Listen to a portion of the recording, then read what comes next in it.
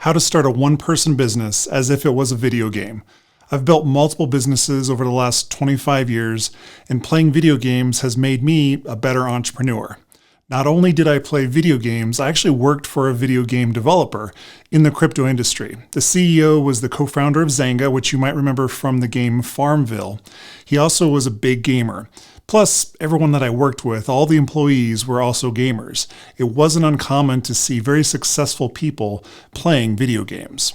Games require us to learn rules and find cheat codes, apply strategy or deal with competitors, maybe our own inner demons as well, all while providing a fun environment where if you die in the game, you can just start over, or as my daughter would say, you can respawn. This ability to look at failure as a stepping stone to learning how to ultimately win at the game is what I believe makes those who play video games just that much more successful in business. Most people play video games because it's a fun game. They think they can maybe win with the skills or experience that they've got, and it's an enjoyable process. This is the same criteria that you should use in picking a business model so that it fits you and your playing style, so that you feel like you can win with your skills and experience that you've built in life, as well as making sure it's a fun game. There's a lot of similarities between playing a video game and starting a business. These are 5 ways that a one-person business operates similar to a video game. I'm going to cover all 5 in more depth. Number 1, understand the basic rules of the game. Number 2, know how to level up and win the game. Number 3, avoid getting stuck in the fatui. Number 4, we're going to learn about the meta. And 5, you're going to master endgame theory. You need to understand the basic rules of a game, right? You need to know if you need to earn points and how many points. What are penalties, or how do you die, and how do you get kicked out of the game and have to start over? All of these also relate to a business. So whether you're starting your own business, selling your own products or services, you need to understand what are the legal considerations that you need to make. What's the cost of your product? How many expenses, or what's the dollar amount of your expenses? What are the rules of starting and selling your own products? Maybe you're getting started in affiliate marketing. Basically, you're offering products or services that you would use or that you've used in the past, and you recommend those to other people and you get paid a commission for doing that. Well, if you take, for example, the Amazon influencer program, you need to understand what are the certain rules or requirements that they have in order to not only be a part of the actual program, but in order to get paid and not break the rules so that you aren't eligible to earn commissions anymore. While I was at Gala Games, which was the crypto gaming company I was mentioning earlier, I actually was the one that started the affiliate program there. So we had a lot of different products that we were selling. These are NFTs or gaming nodes or these higher ticket items as well. And so in order to be a part of the affiliate program, you had to meet certain eligibility requirements. You had to sell a certain number of things. You couldn't market in certain ways. So just understanding what are the rules of the game and how can you play within those rules that you're not kicked out. Maybe you want to be a content creator on YouTube and you want to be a part of the partner program and earn from the advertising, that share of advertising. Well, in order to do that, you have to follow the rules to not only be accepted into the program, but to maintain eligibility. So there's always rules, and you have to understand those rules, whether it's in the game or in the game of business. The second thing we need to understand is knowing what it takes to level up and ultimately win. So in a video game, you need to understand maybe you need a certain number of points to get to the next level. Maybe you need to understand where the destination or how to get to the end point so that you can move on to that next level, just like in Mario Brothers. Also, you need to understand how to destroy the enemy. Maybe you're in a first-person shooter game and you need to understand what it takes to move on to that next level, whether it's destroying certain targets or enemies, etc. So there are always ways to level up and win, not only in video games, but in business. So if we're going back to the affiliate marketing example, so in affiliate marketing, you have to understand how to level up. And so in affiliate marketers, a lot of times what they'll do is they'll get paid based off of an action. So as a YouTuber, maybe I'm recommending a specific product.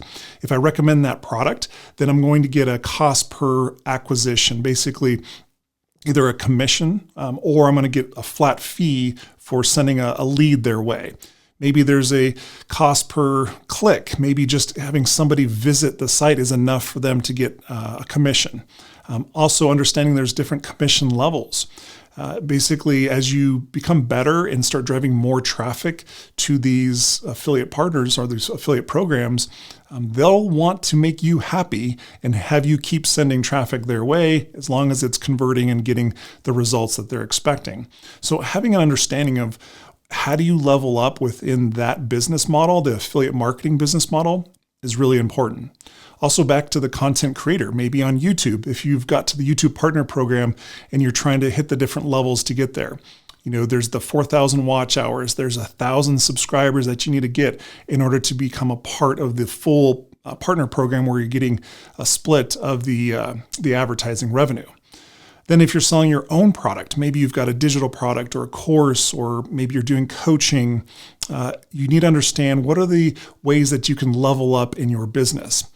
For most people that are selling their own product, subscribers for their email list are really important. So how many email subscribers are you measuring that output?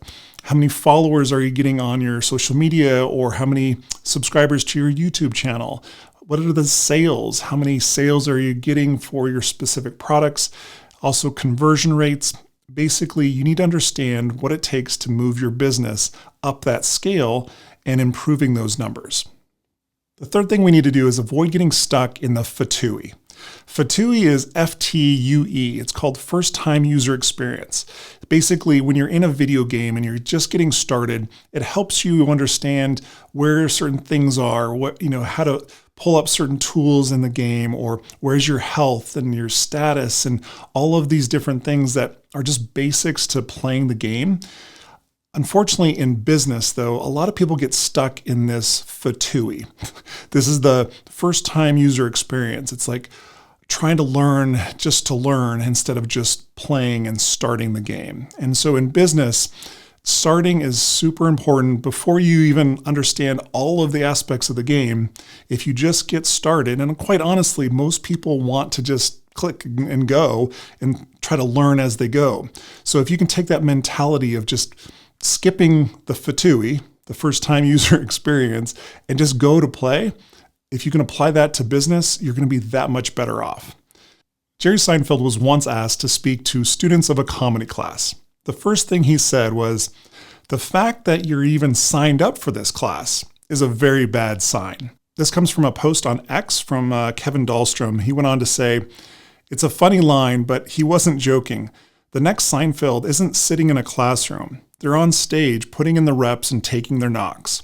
Experience is the best teacher, but it's a hard teacher because the test comes first, then the lesson." We've all met people who perennially preparing to do the thing, but they read the books, they listen to podcasts, they take courses, they watch YouTube videos, and they create elaborate plans, but they never actually do the thing. It's a sneaky form of procrastination. You'll never be ready, so just dive in. So this was a really important post for me. It was Kevin's somebody who I would recommend following on X if you have a chance. But basically, you just have to start putting in the reps. As a small business, as a one-person business owner, it's on you. You've got to just get out there and start doing something. You can't go and take an entrepreneurship class and expect to learn what it takes to become an entrepreneur. The fourth thing we need to do in business as it relates to a video game is learn the meta. Meta stands for most effective tactics available. Basically, these are the weapons and the things in the game that allow you to almost have an unfair advantage, especially if you're playing against somebody else who's not using the same weapons or the same body or the same tools that you have available. So within each game, there's a specific meta, especially when you're playing a player versus player type of game. And generally, players will all start moving towards this meta, and everyone starts playing the same weapons because they know that if they play a different type of weapon or a different body, that they're going to have an unfair advantage or it's going to be an unfair battle because they're going to be at a disadvantage. So in affiliate marketing, if we go back to that business model, you need to learn what other affiliates are doing and emulate what's working best. Now, when I say emulate, I don't mean copy word for word, but I do mean looking at what they're doing and using it as a base for how you can apply your spin on things and figuring out what products are selling the best, what's the most profitable offers out there. If there's a specific software tool, for example, that everyone seems to be promoting, there's a reason why they're promoting that software. Usually it's not because it's the best tool. Unfortunately, most of these people, and I say these people, but it's me as well. When you are an affiliate marketer, you do have to look at the commission structure. And unfortunately, this has a bias towards referring people to products that aren't necessarily the best fit, but they're paying the best commission and have the best conversion rate. So understanding what the meta is in affiliate marketing is important. Also, when you're selling your own product, you have to look at other similar products and services that you can also emulate and look at how you can put your own personal spin on things. Look at advertising tactics, and are there specific ads that just continually run that you see your competitors running? If they're running for a long period of time, you can expect to, unless they just love spending money, you can expect that those ads are actually working really well. So what can you take and apply it to your product in order to do that as well?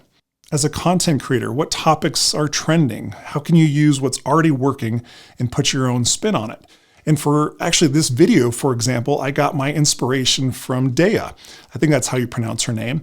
But basically, she had this video about business and video game and kind of put her spin on it. And I was like, that's brilliant. So thank you, Dea. You guys can watch that video. I would recommend it. She does a great job of putting her own experiences into it, just like I've done with mine. The last thing we need to do when it comes to starting our own business and treating it like a video game is to master end game theory. This refers to the study of the final stage of a game, particularly in chess, where there's significantly reduced number of pieces remain on the board. And the focus is on converting positional advantage into a win by strategically maneuvering those pieces to checkmate the opponent's king. It essentially analyzes the optimal strategies for achieving victory in late game situations. I'll tell you a quick little story. Back in college, I went to the Colorado State University. I was at the School of Business, or the Business College of, I don't know, whatever it was called. But basically right around 2001. And I was in this class. I don't remember the name of the class, but I remember there was a simulation that was one of our main projects. Basically, it was a semester-long project, and there were specific rules. It was based on a simulation of a game that was built for starting up a business. I remember vividly the teacher saying that you cannot have an end game situation where basically you're playing to know that the semester ends on a specific day, so that it doesn't matter what the status of your business is or after that. It's just that what's the status of the business at the time of the end of the semester. So as you can imagine, there's a lot of ways to game the system. If you're playing video games, you understand end game theory, you know that there's certain things you would do differently had you had to build a business that lasted another 5 years versus just ending on that specific date. So we were given the instructions to not use end game theory. Otherwise, we would be penalized. Well, a gamer as I am, I understood exactly what she meant. So I started to figure out ways to how do I do that? How do I apply end-game theory?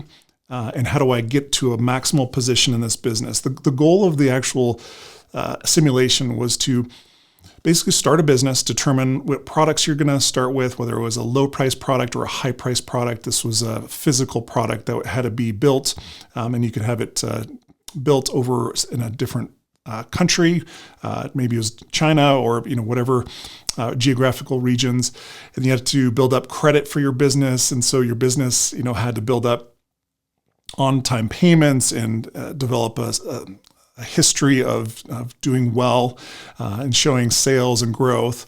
But as you can imagine, with endgame theory, there's a point where if you can build it up so that it peaks right at the end of the semester, instead of not worrying about what happens right after, that was the ultimate goal. And I was paired up with these two girls, very cute girls. It could have been very distracting, but I basically took over the whole simulation, and I was like, I'm doing this. And so I spent up late nights like scheming and how to what products are we going to sell, and what kind of interest rates are we going to get. It was really fun. And understand with your business, the business that you're building, you want to have, what is the ultimate objective? Are you going to sell your business, or is it a lifestyle business? Is it something where once you retire or pass on, you're not going to sell it? You're not worried about selling the business. You need to understand the end game theory. So if you're starting a business and you ultimately plan on selling it, then you need to build the business as if you are going to sell it. You need to put the things in place so that it's easily sellable, versus a business that's more of a lifestyle business where it's maybe based on a brand and you can't maybe easily sell that business. The objectives are going to be different. Starting a one-person business is never easy, but if you apply these lessons from video games, I guarantee you'll have a better chance of succeeding. Entrepreneurship is a never-ending battle. Usually the big boss at the end that you have to defeat, it's yourself. If you're brave enough to begin this journey of solo entrepreneurship, then I'd recommend watching this video next. Billions of people will be their own boss. Will you be one of them?